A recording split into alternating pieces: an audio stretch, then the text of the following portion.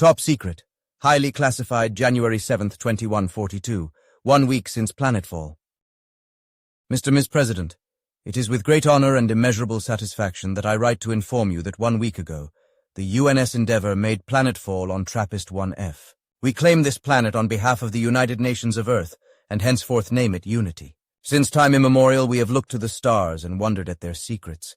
And now, for the first time in our history, mankind has set foot on a celestial body outside of the Sol system. The efforts of the United Nations of Earth and the crew of the UNS Endeavour have delivered hope for a future in which humanity lives spread across the Milky Way galaxy.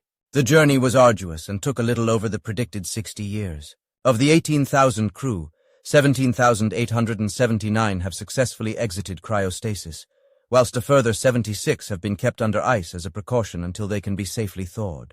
45 brave men and women have tragically passed away due to complications in stasis. I list their names below and trust that on Earth they will be honored for the sacrifice they made in the name of human progress. From orbit, Unity is truly breathtaking. Green continents lined with mountain ranges, far taller than any on Earth, surrounded by vast blue oceans. We identified our landing site, a flat plain at the foot of a sprawling archipelago, and made planetfall. Geologically, the planet itself is much as we expected. I will leave the finer details to the science reports, but essentially the atmosphere is breathable, the climate comfortable, and the gravity is as close to Earth's as to be almost indistinguishable. What we didn't predict was the life. Millions of species of flora and fauna, unmistakably alien. Many of them bear similarities to Earth's own creatures, lending credence to the theory of divergent evolution, though we are yet to see evidence of sentience in any of the strange beings yet. I'm not ashamed to say that as I stepped forth onto Unity's shores, I wept with joy at its beauty. The scientists will send images and notes on the life we have catalogued. Ms. President, our work here has begun in earnest. The foundries are fired and the replicators churn out necessities night and day, though there is still much to do to make the colony self-sustainable. Commander Fitz, who has the honor of being the first human to step forth on an extrasolar planet, has begun the work of pacifying the local fauna to ensure the safety of our colonists. The FTL message relay has been successfully deployed in orbit, giving us capacity to contact you every 6 months with a message travel time of 12 years from sending until delivery on Earth. There is one other subject of note. Initial planetary scans have detected an anomalous structure on the far continent. Satellite images are inconclusive, but it warrants further investigation. Regards from Unity, UNE Governor Fernandez. Top secret. Highly classified January 1st, 2143, 6 months since planetfall. Dear Ms. President, we have discovered something truly remarkable. 3 months ago, we sent a drone to scout the anomaly identified in our scans. What it found has shaken the very foundations of human science. It is a structure standing roughly 600 meters tall, which the crew have nicknamed the monolith. It is made from an element which we have never before encountered and is unlike anything else known to us. Perfectly frictionless, maintaining a constant temperature of -6.3 degrees Celsius, and made from a single unbroken piece, there is no doubt that it has been constructed by an alien race. Ms. President, for the first time, we have proof that we are not alone in the universe. Stranger still, our sensors have detected an enormous satellite in orbit, constructed of the same material, moving in perfect tandem with the structure. Never deviating by a centimeter, it remains directly above the monolith at all times. The satellite is a series of enormous rings, the largest over 1 kilometer in diameter. Whoever these aliens are, their technology far surpasses our own. We have no method of discerning the age or purpose of the structure. Was it left here by a native civilization of Unity eons ago? Or was this planet visited by a starfaring species, as we have done? We may never know, but we have a dedicated team of scientists studying the monolith around the clock. I hope that I will have further information to report in my next missive. The discovery has shaken many of the colonists. Commander Fitz has begun work on a network of defensive fallback positions and is vocally advocating that we destroy it, or at the very least leave it be. I have overruled her, although to allay some of the worries, one of the replicators has been set to produce weapons and ammunition. We will soon have enough of an arsenal to arm every man and woman should the situation demand it. In other news, the colony on Unity has withstood every test the planet has thrown at us. We have successfully prepared soil in the local area to grow earth crops. The commander has pacified the local fauna, and we are thus far untouched by disease, the local bacterium being unable to survive in our bodies. Please find attached more detailed reports on our progress. Regards from Unity, UNE Governor Fernandez. Top secret. Highly classified January 7th, 2143, 12 months since planetfall. Dear Mr. Ms. President, once again, the colony on Unity has far surpassed any expectations of success we previously held. A month after my previous message, one of our biologists made a breakthrough at the monolith. By passing an electrical current into a small indent found at the base of the structure, we were able to unveil an entrance to the inside. After much debate, 2 armed squads were sent in with a science team. The interior was even more fascinating than the outside, entirely hollow, the walls lined with cables and circuitry from floor to ceiling, strange hieroglyphs and symbols adorning every spare inch of space, and in the center of the room, a large holographic star chart of the local sector. Dr. Dubravko had the idea to touch the star where Unity was, and the hologram quickly changed to a 3D model of an atom. I will allow the science report to divulge the details of what followed. What is important is that the hologram tested our scientific knowledge for hours, and then, finally, it stopped. We were deemed worthy. Mr. Ms. President, we have made first contact with an alien species, and they come in peace. The hologram showed a creature with which we communicated with in real time. Smaller than us, bipedal, but with 6 digits on each limb and a hairless body. They are remarkably similar in both stature and appearance to Homo sapiens. They call themselves the Tempi. They translated our language quickly, and we have been communicating in English ever since. Do not fear, Mr. Ms. President, we are cautious, following the protocols outlined in Article 227b.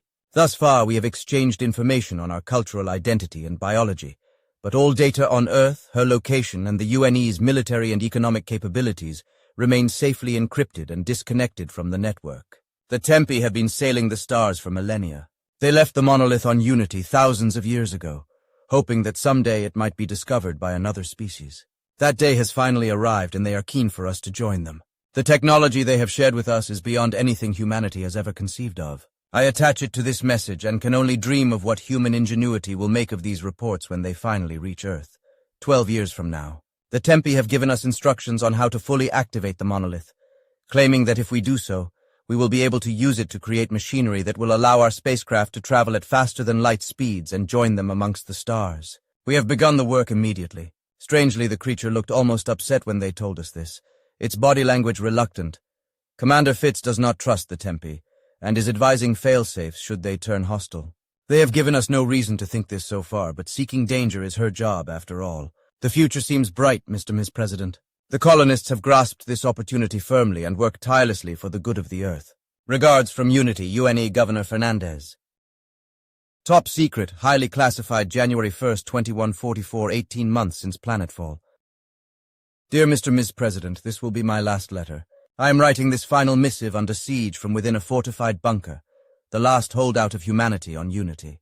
We activated the monolith a month ago, and the cost of our greed and hubris was great.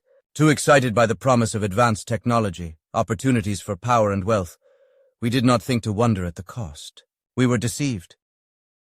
The instant the procedure was completed, great black ships began to spew forth from the rings in orbit.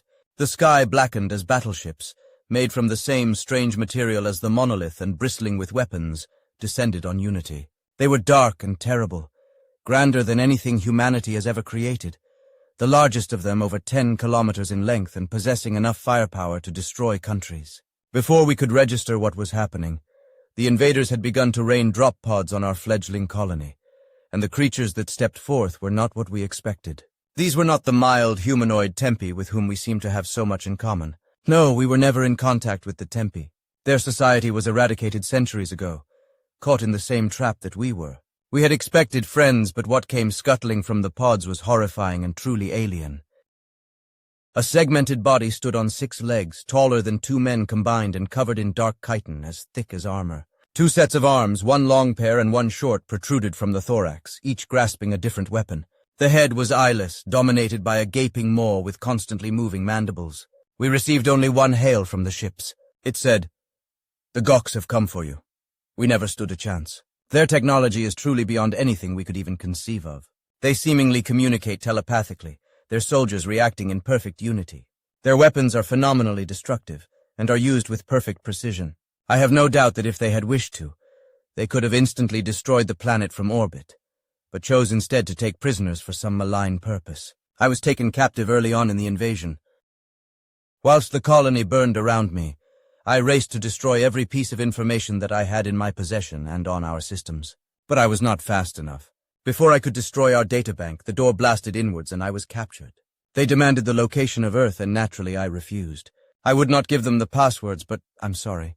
I was too weak. They tortured me and I broke, and now they know everything. The instant they gained access, the fleet above the planet raced into the void, directly towards Earth. I was supposed to have been a part of history, to go boldly where no man had been before, the governor of humanity's first extrasolar colony. Instead, I may have brought ruin to you all. All I can do is pray that some of humanity can survive and that history forgives me. Hidden deep underground in the defensive network she had the foresight to build, Commander Fitz leads a resistance movement.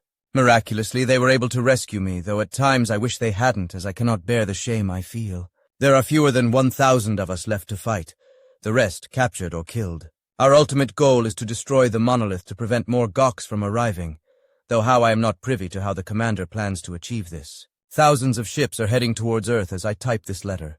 They appear to be able to travel at faster than the speed of light, and our best estimates place their arrival in the Sol system as 20 years from now. This message will take 12 years to arrive, leaving approximately 8 years to prepare. We have compiled every bit of information and data on the Goks we have been able to collect, and send it alongside this message in the hope that it will help Earth to survive the coming storm. I'm so sorry. Q&A, Governor Fernandez. End of Part 1.